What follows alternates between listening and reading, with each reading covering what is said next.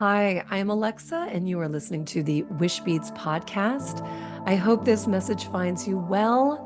I have to tell you, I am absolutely thrilled to bring our next speaker onto the podcast.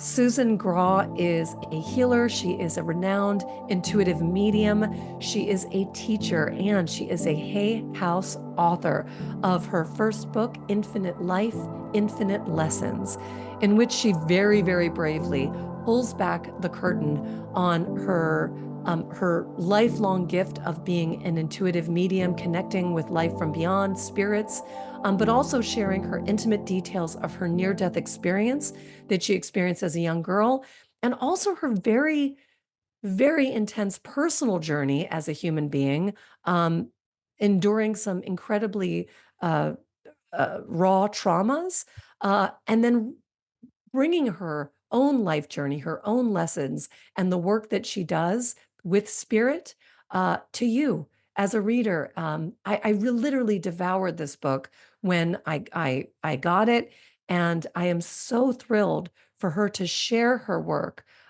with you today on the podcast. You know, we are here, hopefully broadening our idea of what's possible, of what reality is. And I think in Susan's work, which she's been doing for the last professionally for the last 35 years, her talent is not only sharing her gifts, her stories, and some of the work that she's done with her clients, but in her book, also providing a roadmap with very specific exercises for you to deepen your connection to your intuitive gifts, to open up your possibilities to connect with the beyond, with the intention to truly enrich your experience here as a human being. So, without further ado, let's just dive into my conversation with Susan.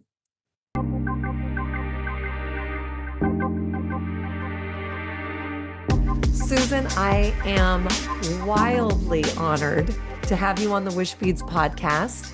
I'm just so happy to have you here. Thank you for saying yes. I'm honored to be here. That's the bottom line, and I'm excited. So absolutely, I'm here. I'm all in. Well, your incredible book recently came out, and I can't wait to share it with my audience. For those of you who are not familiar with Susan yet, you probably are for all of her other work, but her brand new book is called Infinite Life, Infinite Lessons. And when it came to my awareness that this book had come out, I literally couldn't wait to get the book in the mail. I devoured the Audible recording like nonstop. Like I cleared my calendar and all I did was listen. So, Susan, take us back a little bit and tell us, what inspired you to write the book? And then for those people who just haven't heard your story, I would love for you to just give us a little recap. Okay. I didn't think I was a writer, and I knew I needed to get that message out to people. I felt compelled, and I was in my kitchen one day, and I heard the spirit world say to me, "It's time to write your book." And I went, "Are you crazy?" I literally looked up and spoke out loud, "Are you crazy? What are you talking about?" And I said, "I'm not a writer." And they said, "You are now, and it's time to write your book." And so I have always, my goal is always to expand awareness of healing to the world. And I have gone all over doing that and have brought people from all over doing that for people, because there is nothing more important than using our lessons in life to help others heal and move through theirs. And that's what they're for. It's not just for us to learn, it's to help others. And so that's been my sole purpose throughout my journey, is self-love, obviously, learning to live in my truth and then helping others get there. So that's what happened to me with the book. I needed to trust what I was hearing, and I did, and it was a miracle because I got done writing it, and within 3 weeks, I had a literary agent in New York. I don't know how, and then the next, well, yeah, I don't know how, but that's so funny for me to say. And then the next thing that happened was, within like 3 weeks, it was bought by Hay House. It just like Amazing. all fell into place as it does when we listen to our instincts and the spirit world, when we're Yeah. followed by that divine guidance, Yeah. and it always comes through my soul. And I call my soul the divine. Well, all people's soul has the divine connection to the divine. Mm, That's what it is. So I always tell people, if you take a leaf and put it in your hand, it's a leaf and it's beautiful and all those wonderful things. That's your soul. When you hold it up to the light, you see veins going through it. That's the lifeblood. And that's what spirit puts into our soul. So I'm always listening to my soul. And when I heard that, I did it. yeah.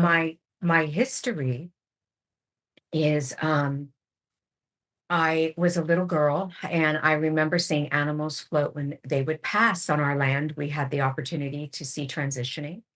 And I thought that was normal. I don't think I thought anything. It was just, it was.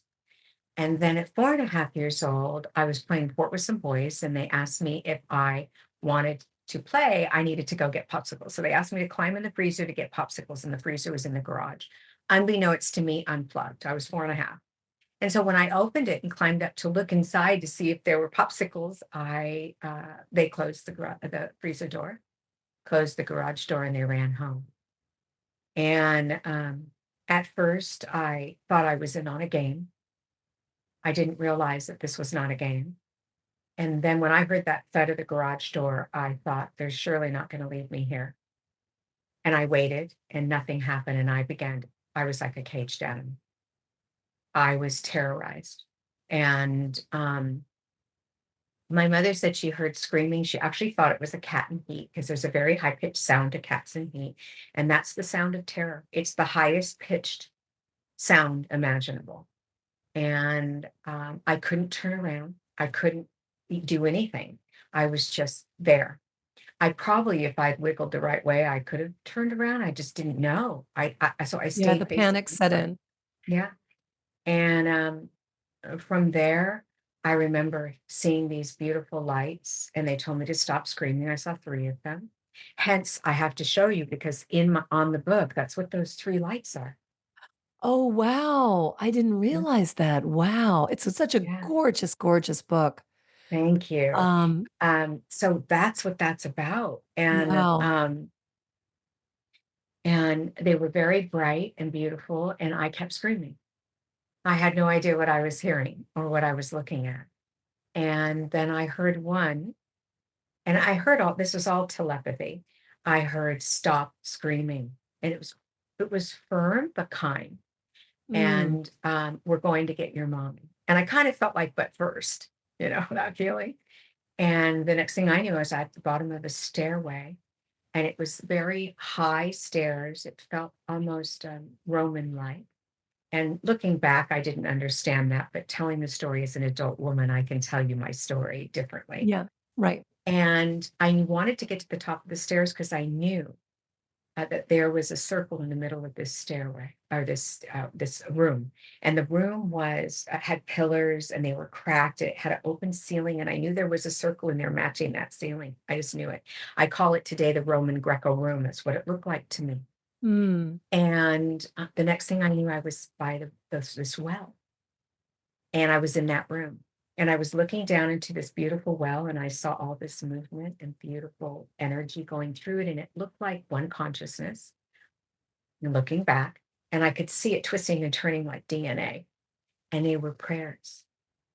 And I was hearing things like, my mom's got cancer. She's sick. Please help her. And I'd hear something else like, I'm turning 16. My dad doesn't want to buy me a car. And please make him buy me a car, God. And, I was hearing all these things, and they were all different. And I asked the spirits that were with me, and I called them my angels, do you answer all those? And they said, no. Susie, sometimes what people desire the most isn't good for them. And I didn't Wow. like hearing that.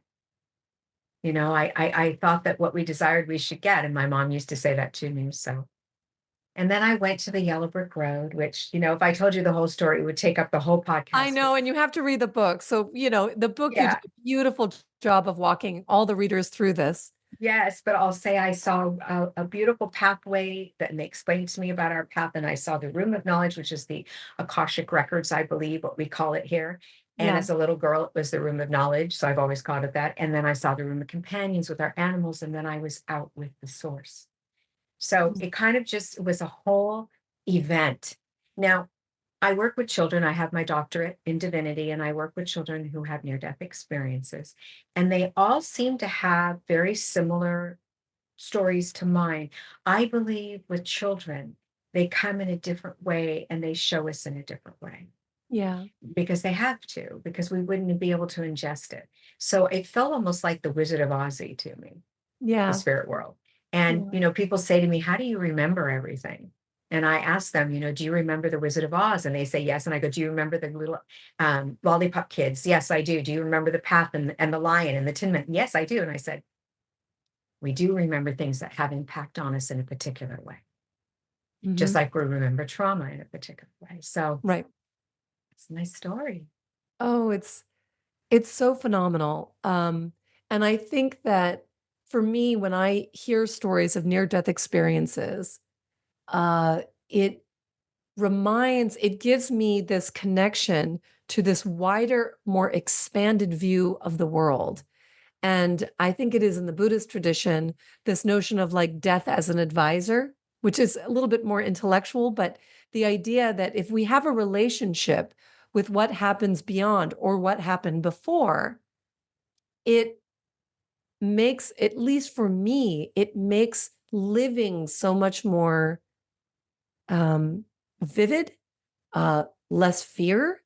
Like we came here. I used to say to my kids when we would drive by this grave site, when they would ask me about death when they were little, and I would say, when you came here, you said goodbye to your friends, and you came here, and we said hello to you. And then when you say goodbye to us, or when I say goodbye to you, I say hello back to my friends. And that's how it is. Hello, goodbye. Hello, goodbye. And it's that continuation. So I also now think that's an interesting transition to your work in this world. So from the time that you were a little girl before this near death experience, the idea that you were a seer of spirits. Can you talk to us about how, yes, you have this near death experience. You also, we'll talk about this later, that share very candidly that you're quite a survivor. Life was not easy for you, and you so bravely, courageously share your story, which I also know is a way to impact and heal others. But specifically, your work with spirit, can you tell us about that journey? In what form? Do you mean just the mediumship part? Well, there's the Well, mediumship part, but how did spirit continue to influence your life, this connection that you had? Because it seems to me that you had this connection before your near death experience, which you thought was just normal. And then you had your near death experience. Then, how did spirit play a role in your development as a human being? Because you have a very open channel. yes. Well, I don't know who I would have been without it, but I can tell you as I go through the journey, and even now, I learn more and more things about the spirit world. And I feel that it made me, especially the NDE, made me more capable of survival on this Mm, planet, more willing, because I knew I was meant to do something with it. And I understood that my soul was learning lessons as I went. So I didn't go into the dark area yeah. The of, why me, why me? victimhood. Yeah. Right. And I think that that all came from my experience. My connection to them was just odd to me. I didn't understand it. Most of my life, I would say, why Mm, am I hearing that? And I'd look, why am I seeing that? Or why are they waking me and telling me this? And then something would happen. So a spirit might wake me and say, I died. I'm so and so's brother's best friend. This is my name. They think I did this on purpose. Please tell my family I didn't. And then I'd hear the next day, so and so's brother, sister's friend died. And I would be able to tell them what I received and it made sense to them. And I thought, well, whoa, because it didn't make sense to me. It wasn't my story. So I kind of learned to stay out of my head and into the consciousness of others, and that was a huge thing that was different in me. So I could walk into a room and go, this person is this person's this person's this person does this person. And it could be all the way from they're, an alcoholic, or they're a pedophile to they are an amazing, beautiful, spiritual human being. And it would happen so rapidly in my world that it would just be zip. And I knew. And I knew when I was in the presence of danger, I did listen always, obviously, but I knew. You And knew. so when I was coming back, they told me that free will is part of our journey here, and there would never be a time where it wouldn't be, Mm. and that I was going to have many experiences that were going to be difficult. And for some reason, I think at first I was like, "Oh, I don't want to do that," but then it was so brief, and then it was almost as if I didn't hear it. It was part of who I Wow. was meant to be in my soul. So, but when things started happening, I was reminded of that conversation Yeah. over and over, that I agreed to that, that yes, I will come back and I will have these experiences. Can you recall in the moment of your NDE, was there a moment, I've heard this in other people, and I just don't recall from the book, that you were given a choice to stay or come back? Do you remember that? I know you were so young. Don't think that conversation was had, but Mm. I think when they were telling, I believe truly when they were telling me, this is not going to be easy, that I had a choice at that moment and I wanted my mommy. You wanted your mommy. Yeah. Yeah. And PS, obviously your mommy, after an incredibly long time, it's amazing you did survive, did hear her own intuition, spirit talking to her to go get you. Yes, and That, what's interesting with that is that I was talking to my mom briefly, and I think it was my first introduction to spirit communication, mm, real introduction, because I could communicate with the animals that were crossing. I'd be like, "Oh, you're floating," and I was talking to them, but they weren't really talking back. This was different. This was my mom became aware of my voice mm, somewhere in that, but she was very medicated because she had this gift, and in those days, you yeah, were crazy. And they would right, lock you up, and they did exactly right. that to my mom. Wow. So, mhm. So let's just honor that for a moment, because I do think that going back to your original intention with honoring the voice that said you're ready to write the book is that you are taking your work, which, yes, you do this professionally and you teach. So there's already a part of you that is empowering the next generation. You've lived through society not knowing what to do with your talent, you being disoriented by this and knowing that it was different from the norm.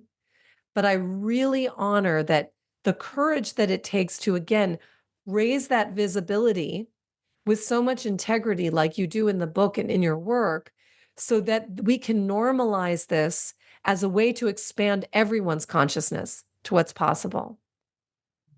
That And and it it's it was. pioneering work. It really is. So I And, just want to recognize that in you and thank you for that. oh, thank you. And I never thought of I was just gonna say, I've never thought of it that way. And I'm honored that you said that. I think I didn't feel like I had a choice because it wasn't outside of me, it was a part of me. I Yeah. just was a medium. I didn't know any other way to be. But it was very scary to write this book. It was not a labor of love, truly, it wasn't. Yeah. I started it with that intention, but it ended up being a labor of pain for me. I had to go back and not spiritually bypass anything. And Yeah. I was able to do that in my life, spiritually bypass the pain, the suffering of, my family dying by suicide, so many of them, and being trafficked as a little girl. I mean, I was able to bypass a lot of that pain, but when I went back to write the book, they made it very clear you must not spiritually bypass how you felt in those moments and what that did Mm. to you and how that impacted you, because others need to hear that. Yeah. So I've always tried to be really honest with the journey. And I don't do it perfect. I'm having a human experience, but I try so hard. And Mm. and that's where my integrity lies. Wow. It is, first of all, we need people with integrity. We need people with courage. And I think many of us can relate to challenges in life that we do it for ourselves, but not only for ourselves. And in those moments where you did relive, and if just to clarify for people who have not read this book yet, that you were sexually trafficked, that you had family members die by suicide, that there were, besides having a near-death experience, your mother was institutionalized. There are these major, major things that happened to you. And yet your connection to spirit, your own divine path, gave you this expanded awareness to both endure that in the moment. But here you are, decades later in your journey, saying yes to this very big task of reliving, writing your story as a way to heal and process for yourself, but also not only for yourself.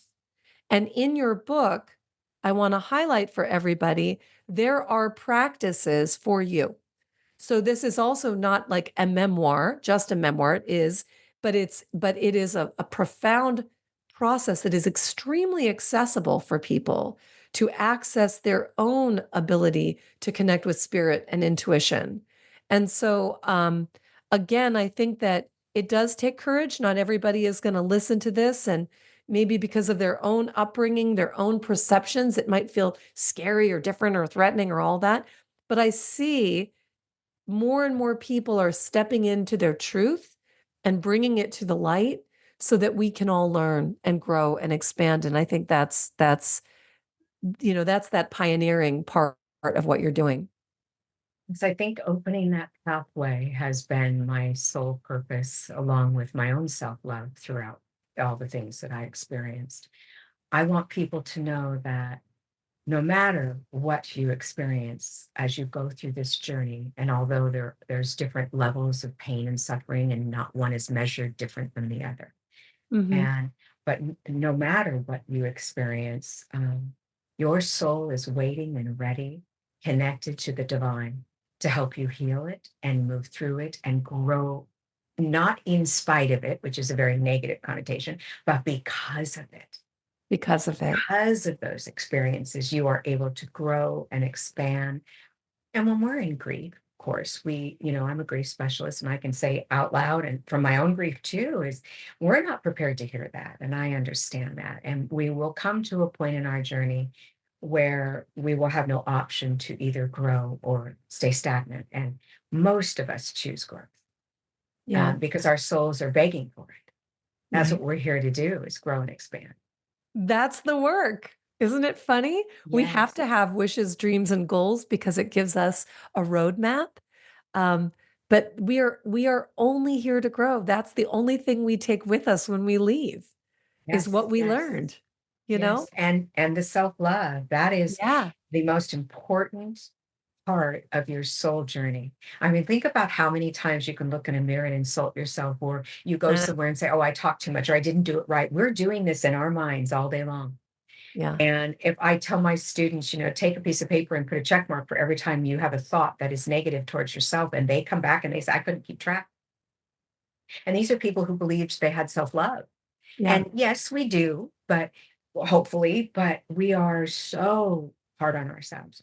And so, the biggest part of our journey is through our life purpose, is to integrate into our soul purpose, which is to love ourselves regardless of what we have done, haven't done, and what we've seen, haven't seen. It is loving the bad in us, or what I call the seemingly bad, because people always tell me, that's a bad part of me. And I go, it's the seemingly bad. Loving that part of us is just as important, or maybe more so, Yep. than loving the good parts of us, because we don't fix what works. And the good parts of us work. So we don't need to fix Yeah. that. So Right. we just need to look at, I'm going to love the parts of me that aren't perfect, Yeah. or didn't do it right, so that Yeah. I can love myself through any adversity, Yeah. regardless of what I think about it. Because our Yeah. thinking gets in the way of our knowing every day. Yes. Yeah, It I mean, turning does. this off is huge. And that's why those exercises came from spirit. I sat down, I meditated, and I wrote. Mm. And all of them, came from spirit. So they're very powerful in that growth factor, which is Mm. again what we're here to do. Yeah. We're Um, trying to reach the highest consciousness. And mm, in truth, I tell people, when you understand that love is the hierarchy, not the spirit world, not our world, not, achieving some massive thing, because people always say, my soul purpose, I know I'm supposed to achieve some massive thing. Love is the hierarchy. love. Love is the purpose. Yeah. And when they understand that is when they start to, I mean, truly ingest that, not Yeah. just hear words, they start to expand because they realize there's nothing you have to do except love. Accept love and shower the doing with love and shower the thoughts with love and shower the food with love. It's such a it's so funny. Well, society, the way that we even just look at news, what sells? Bad news, fear. That's what sells. So it becomes the default programming in our minds just because we're mimicking what we see.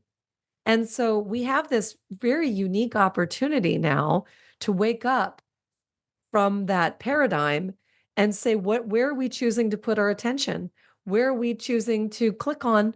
What are we purchasing? What are we promoting with our energy, our words, our thoughts, and our deeds? And I think this message of love and spirit is really a part of that, because it's that reminder. It's just that reminder again, that expanded awareness. And I hope that it won't be for everybody, and that's okay, because the people that it's right for, they're going to feel it and find it. And it won't be who you think, by the way. And then they will go ahead and then spread it in their own way. And And it's it's also not not our meant for job. everyone. Yeah, it's Right. not for It's not everybody. meant for, yeah, it's not meant for everyone because we're all at a different place on our journey and our souls. Yeah. And so, like people have said to me, well, I'm very religious and I don't believe in this. And I go, that's okay. That's where your soul's at. And I honor that. I Yeah. honor that. And I ask that you honor where my soul is, Yeah. which is the hard part. Because when you're a medium, when people ask me, what do you do? I used to always say, well, I'm a therapist, which I am. And I would stay there. I'm a Yeah. counselor, I'm a specialist in this and this. And I go through my little list because I was afraid. Right. And because when I would say I'm a medium, they go, oh, you Yeah. get that. And when I started, my fear was internal, not external. When I started saying I'm a medium and the fear had left me is when I got the response of, oh my gosh, so Tell it me was more. it was Yeah. my fear. It's kind of like when we lose someone to that died by suicide. We are projecting outwardly, what are people thinking? Are they thinking we had a bad family? Are we thinking this? Are we thinking that? And we're going through all of this trauma, re-traumatizing ourselves over and over, and we're not sharing, which it needs to be shared. It is a Right. real truth. And it happens a lot, unfortunately, and we need to be addressing it. And we're afraid of it. It's our Yeah. worst nightmare. And when we are willing to talk about it and open ourselves up to it, when for me, I was always thinking, I'm going to be judged, I'm going to be judged, when in truth, I was judging me.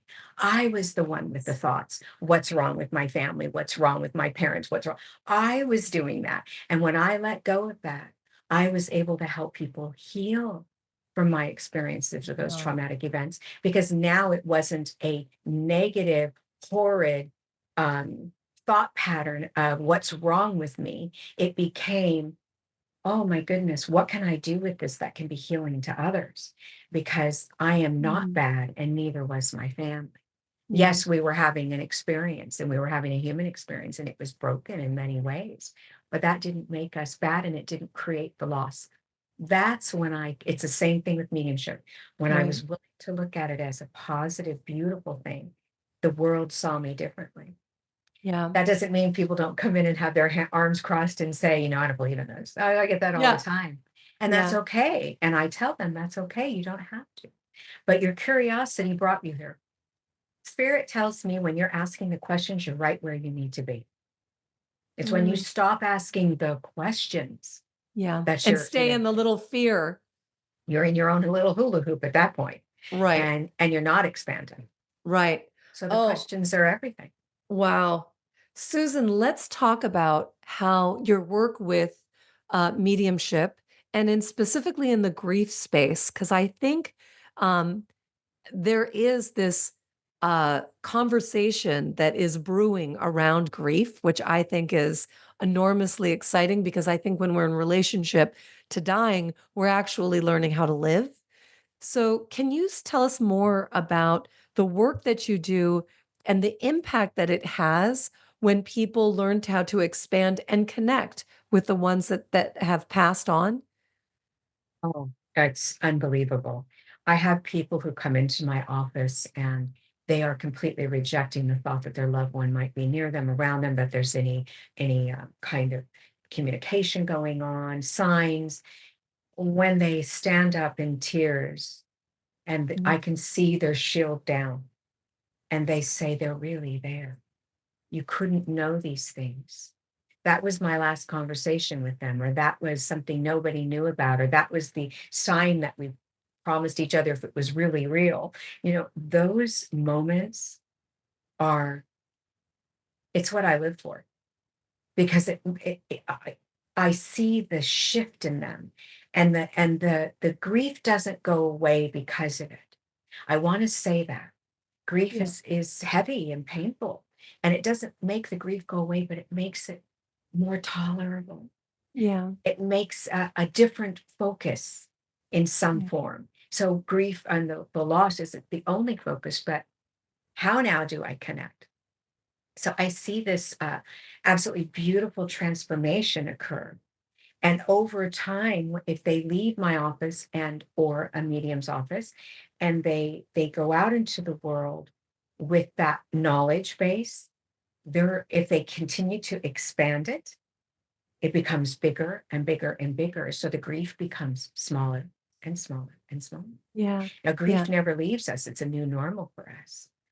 What I find with people who have, the darkest, heaviest of grief, which is the loss of a child, especially, in any form, but especially to suicide, because it's an unnecessary death in their minds and so painful, and they're judging themselves.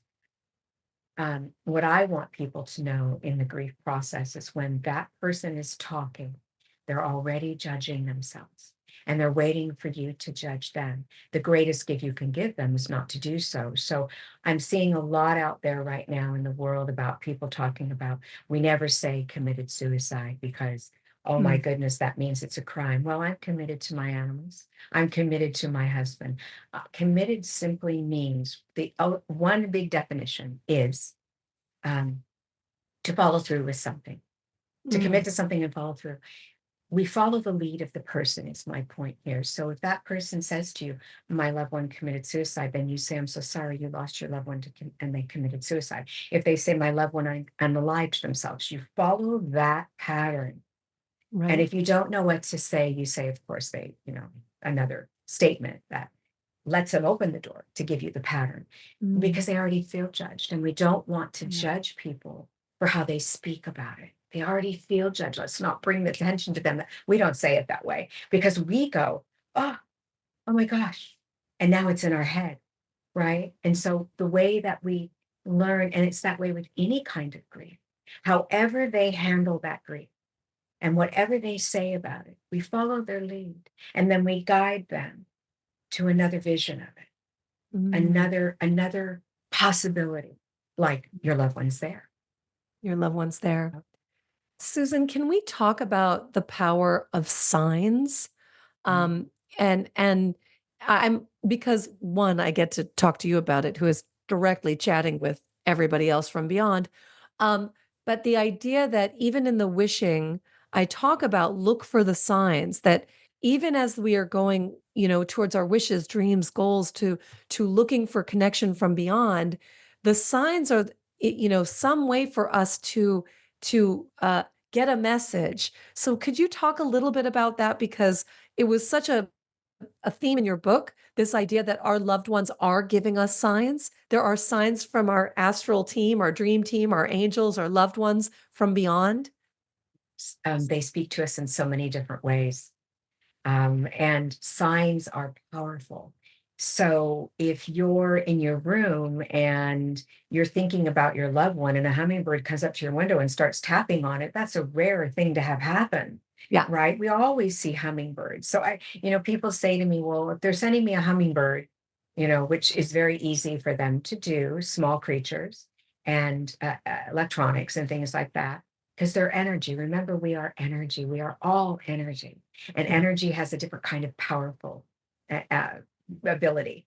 So, but if you're thinking of them and something like that happens, or you say to them, you can ask for them those signs. You can say, if it's really you, flash the lights. Now, give them a minute. Remember that they need a minute, just like we would. We would have to get up, walk across the room, and turn the switch. They have to Yeah. figure out how to get to that light and turn the switch, and Yeah. make that flash happen. So give Yeah. them a minute. And that minute might be 24 hours. That minute might be a week, but give them a minute. Mhm. And um, so when people say to me, I always see hummingbirds, and I go, exactly.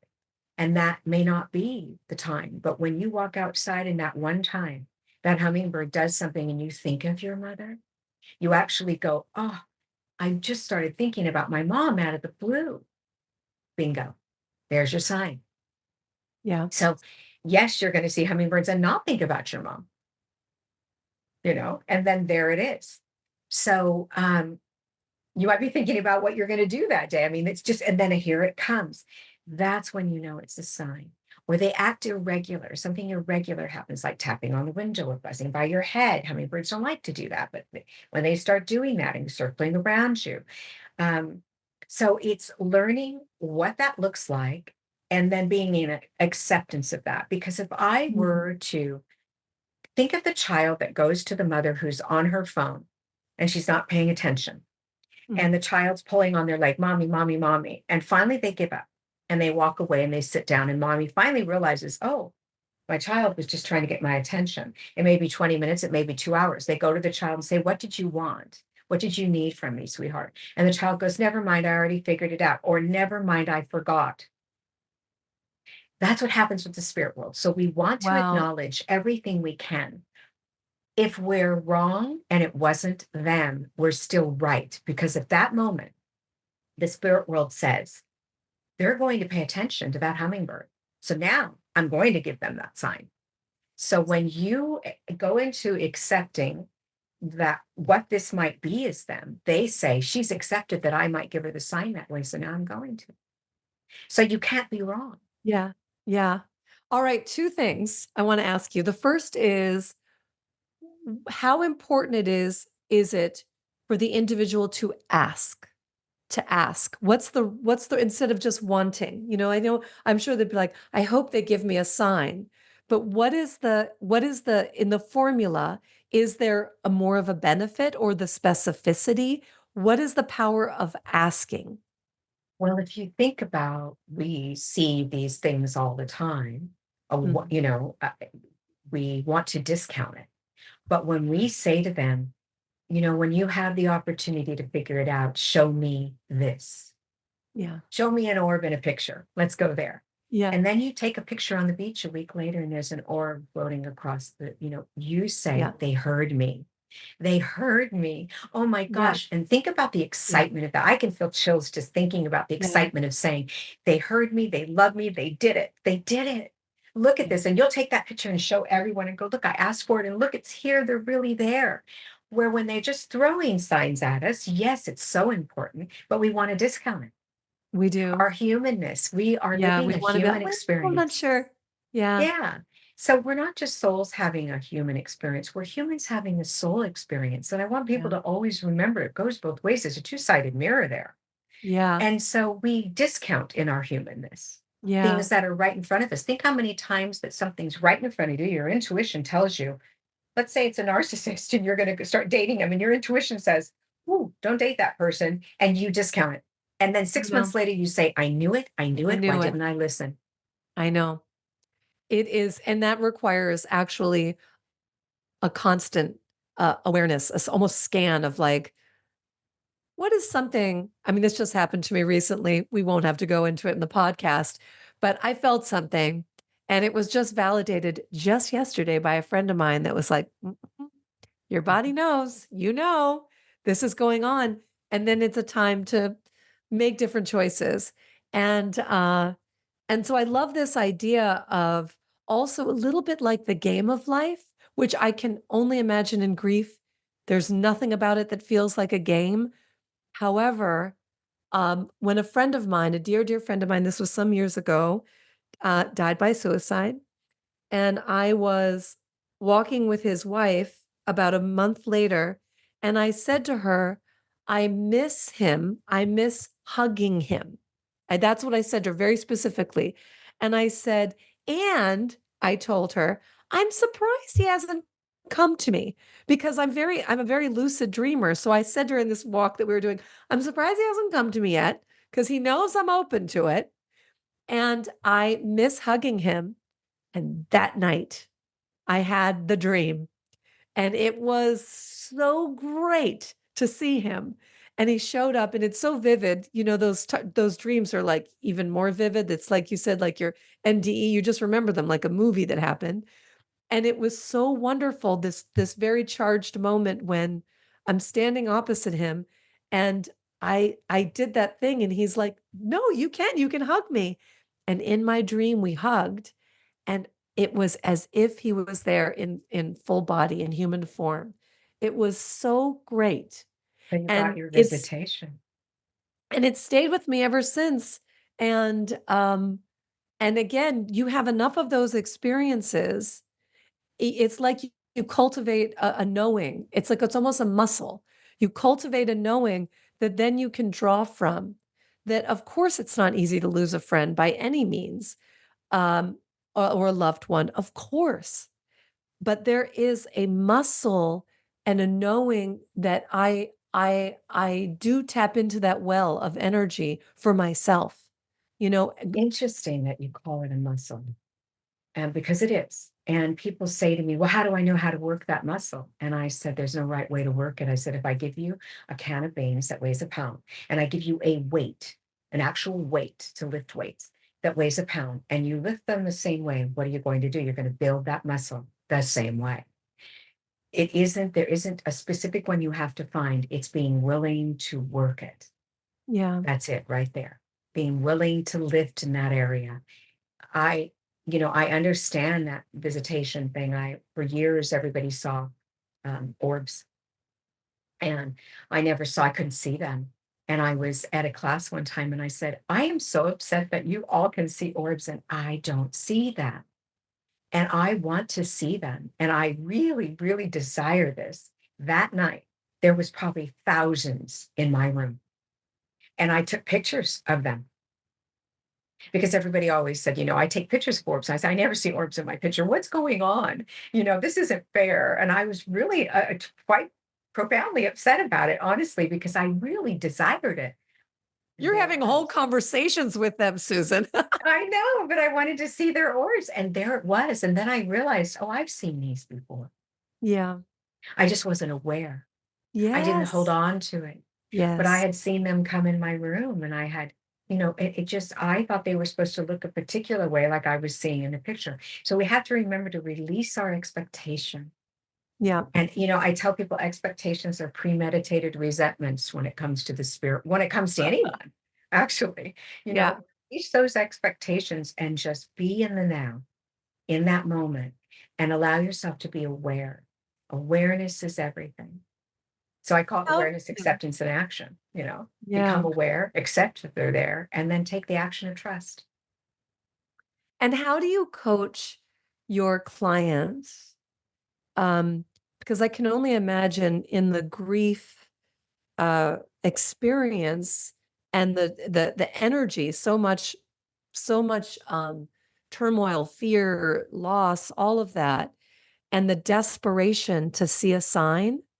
How do you encourage and coach your clients to relax, to ease that? You know, you could say be in the present moment, but are there practices that you can share with us that help people Uh, because I feel like it just seems to me that that fear, that energy, the intensity is actually blocking the channel from being open. It's harder for spirit to get through.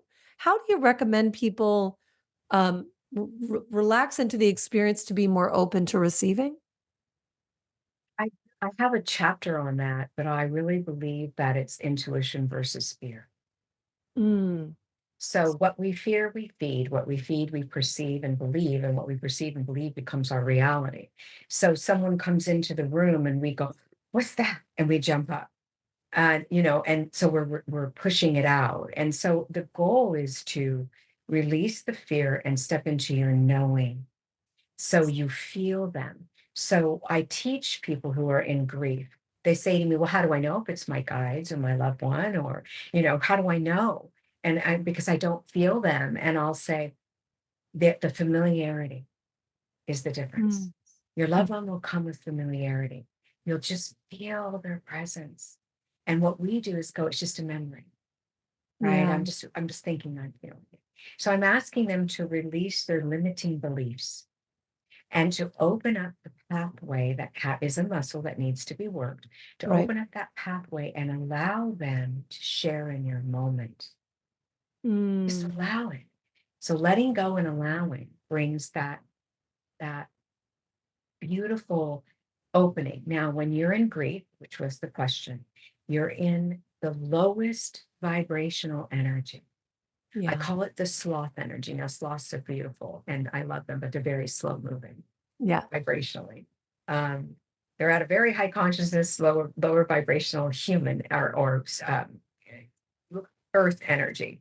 Um, when we're in grief, we are the sloth.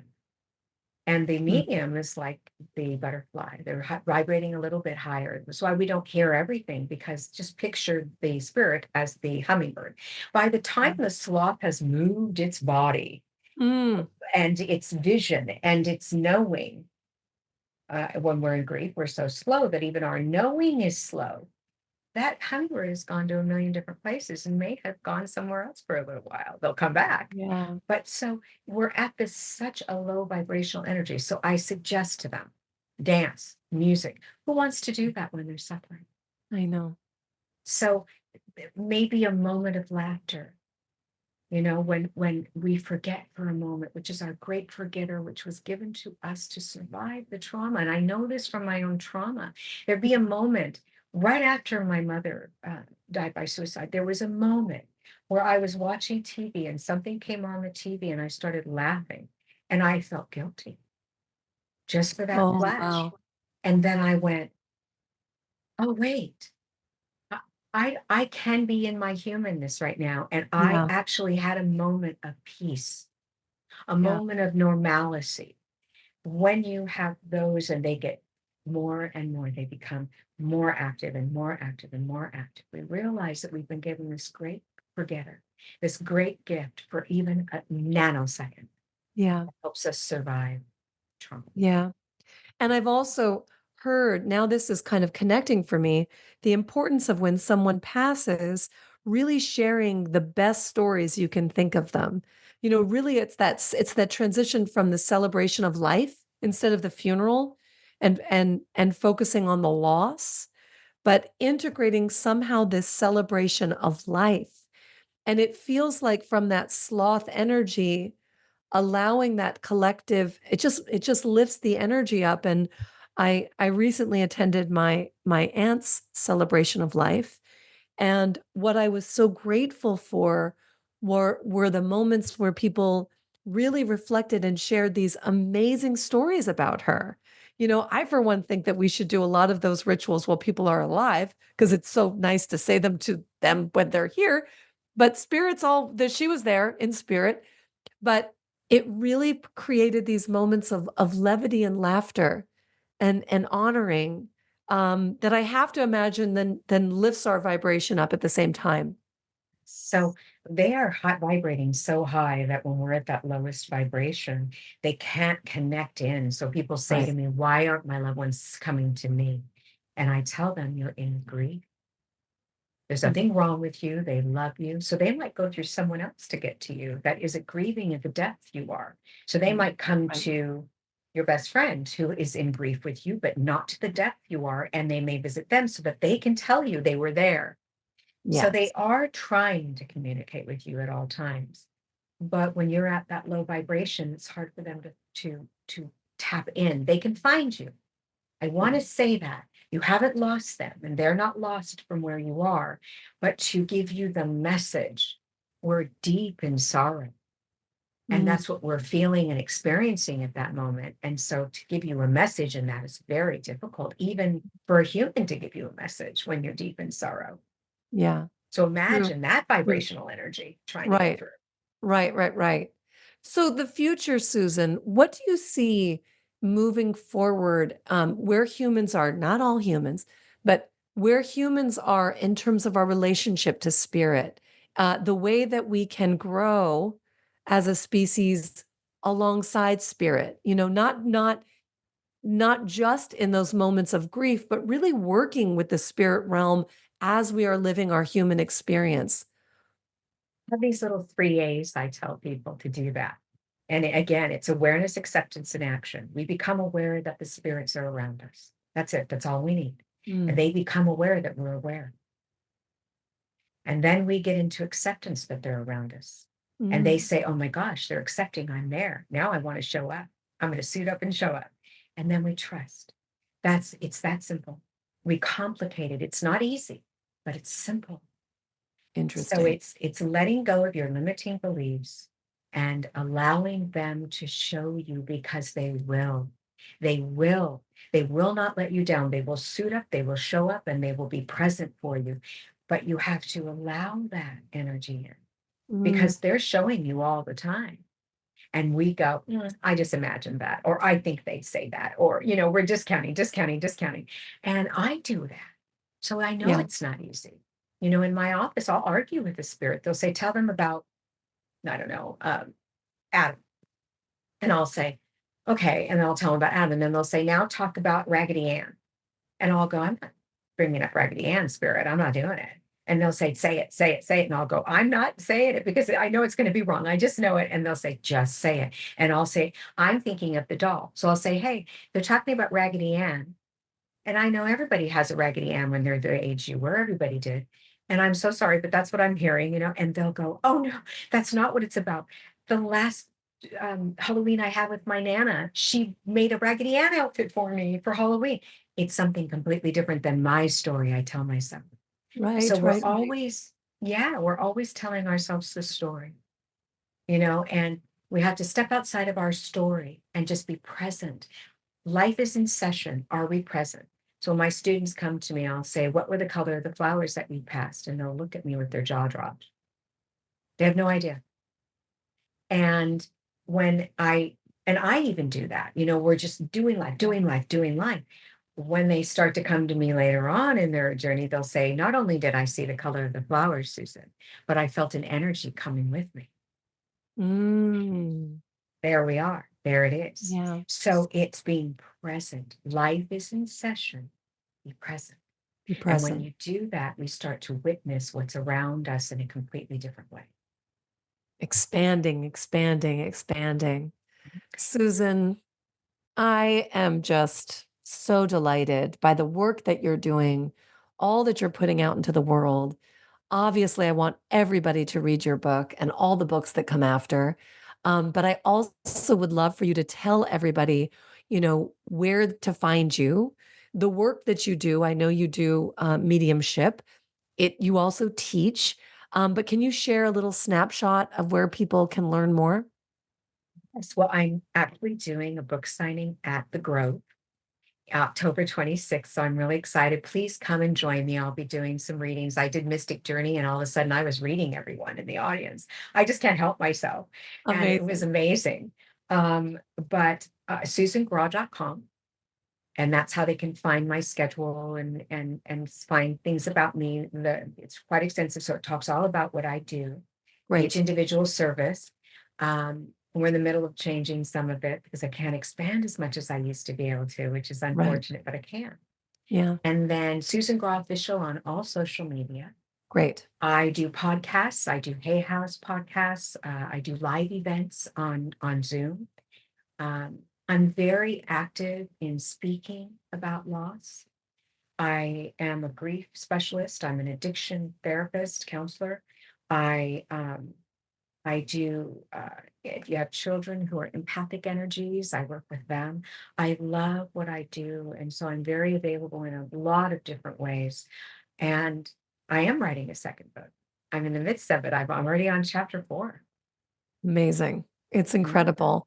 And I also love, just to circle back to the beginning of our conversation, you had the intuition, spirit conversation that, it was time to write a book. And I love that you felt both intimidated, activated, but you felt the fear and did it anyway. And I think that that's that leading edge of where our own next great chapters lie, that if it scares you just a little bit, you're going in the right direction to at least have the expanded experience, regardless of what happens in the outcome. The idea that there is something calling to you that you're hearing or feeling and sensing and wanting, your wish. And if it's a little bit out of your comfort zone, boom, go forth because it's Yes, who you become in the process. It's who right. you And, become in the process.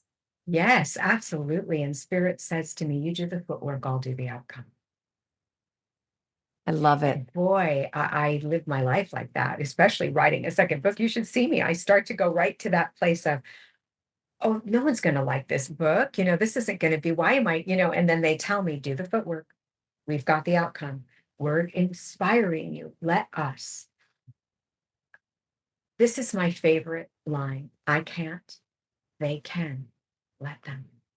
Mm, So love when it. I start to feel like I can't do it, I can't do it, I can't do it, because that's our humanness, then I say to myself, they can, they can, they can.